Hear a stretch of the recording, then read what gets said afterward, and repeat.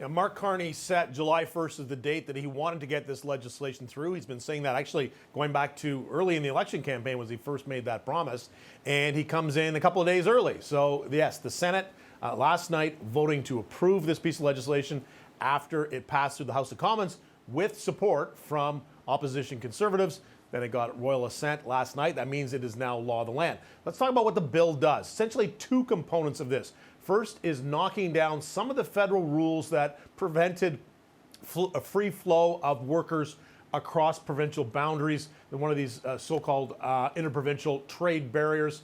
Carney said he wanted to get rid of those by Canada Day. He's done that as well. And then there's the second component of this. That is changing some of the laws and regulations that require more study of big so-called nation-building projects, as Carney likes to call them. These are things like pipelines, like the Ring of Fire in Ontario, about big hydro projects in eastern Canada to get a hydro supply across provincial boundaries. These are all things that are going to require federal backing.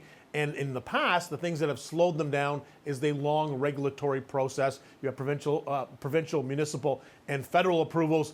This bill promises to get rid of that altogether. But not without controversy, though, as you said, Melanie, because it has gotten a lot of pushback from environmentalist groups who are concerned that the governments will be kind of sidestepping some kind of the screening processes here, the study, the reviews to ensure that they are environmental and not bad for the environment, but also Indigenous groups really unhappy with the possibility that this legislation will allow the federal government to sidestep some of the consultations they are required through both the Constitution and some of the case law interpreting the Constitution that requires consent and consultation of Indigenous groups who are affected by some of these big projects. And now the original draft of the bill essentially allowed the government to kind of bypass the Indian Act. That is still this piece of legislation we have that kind of governs the federal government's relationship with Indigenous people.